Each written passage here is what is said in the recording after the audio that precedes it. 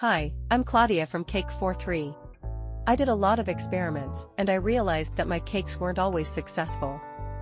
I realized that I could share what I did wrong every time and help others. What often happened to me is that I worked hard on a cake to bring to dinner, or I had a guest for dinner, and the result of the cake was completely unsatisfactory. There are few ways to react to this: panic, go out and buy a cake and pretend it's yours, or find a possible solution. This last possibility is precisely the most satisfying, and, in more than one situation, this is what happened to me.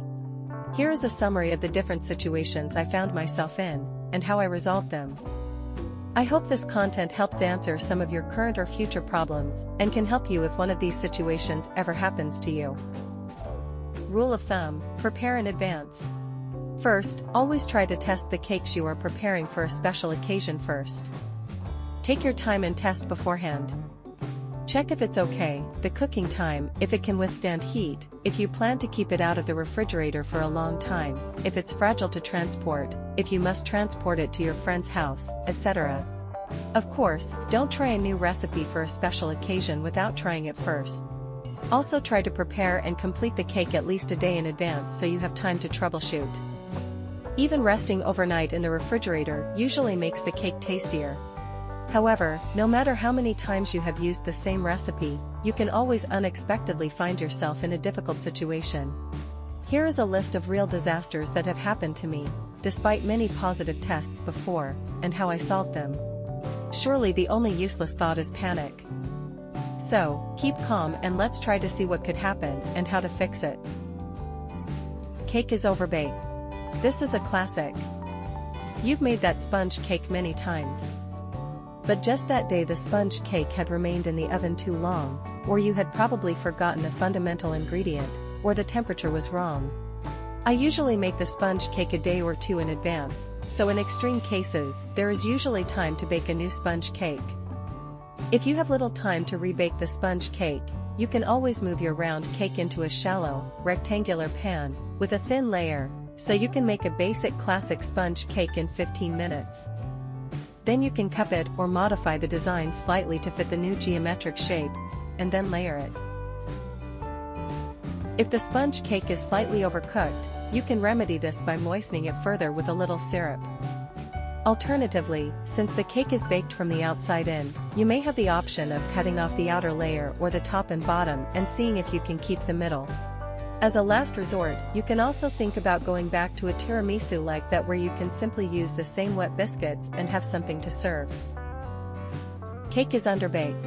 The cake may be undercooked, despite the toothpick test. I only happened to realize it when I cut the cake into layers. You have a few options.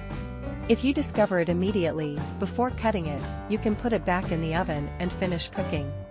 Alternatively, you can decide to quickly put it in the microwave to dry the inside. It is in fact possible to cook in the microwave. I will dedicate a video to this. And the microwave cooks from the inside out, and not vice versa like in the oven. What I personally did, I passed the layers of the undercooked cake in over 10-15 minutes at 100 degrees on a baking tray.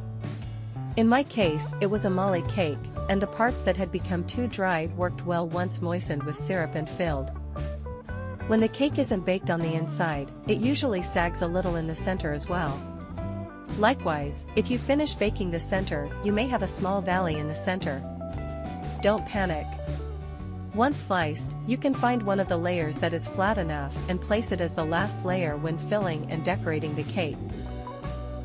Cake is just looking horrible. Sometimes it's just a matter of external decorations.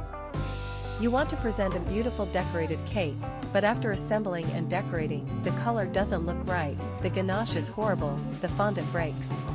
What to do? You have several options depending on the problem. I once had the ganache that I expected from white to purple with a nice gradient. However, the result was horrible. I took some fondant, covered it, and created something completely different. Then, for the same cake, I had some fondant that fell apart. I covered the fondant with plant and flower decorations to hide the problems. This is overall a good way to hide any major mistakes with the fondant. Just add a decoration on top. If you have a simple cake that falls apart, even in the last few minutes you can always buy some cream and make some simple decorations to present something pretty, or you can add some real fresh flowers to make it prettier.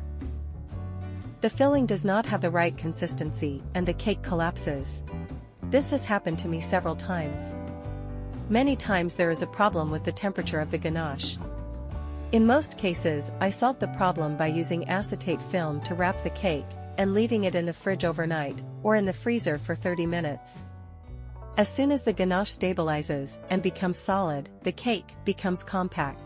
In one case it happened to me that the ganache never became solid, so I transformed the cake into a sort of tiramisu, putting it back in the cake pan I had used to bake it and decorating only the top part, rather than completely with sugar paste. At least I served a nice, delicious cake to enjoy, despite the outside of the cake and the fact that we had to eat it with a spoon. Decorations fall or break. This especially happened to me with complex fondant decorations. Usually, the decoration with sugar paste can be done up to a week in advance, so as to have time to redo it or arrange it.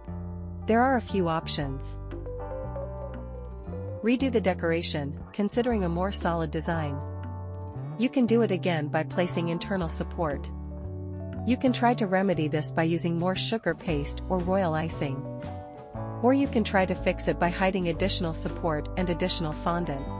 As a last resort, you can omit the topper, or you can replace the sugar paste topper with something else, such as another type of decoration, or a real plastic toy, or create a simplified, flat version, simply drawn on the cake. If the decorations don't stick, you can try using a way to attach them to the cake, such as water for decorating with sugar paste, or chocolate ganache or buttercream. Thanks for watching. Let me know if you have different methods you'd like to share. I'm just a cake lover, not a professional, so I'm only sharing based on my experience in the field. Let me know if you like this tutorial. If you know someone who you think might like it, share this video. If you are interested in more content like this, subscribe to my channel. Thanks, and stay tuned for my next video. Bye.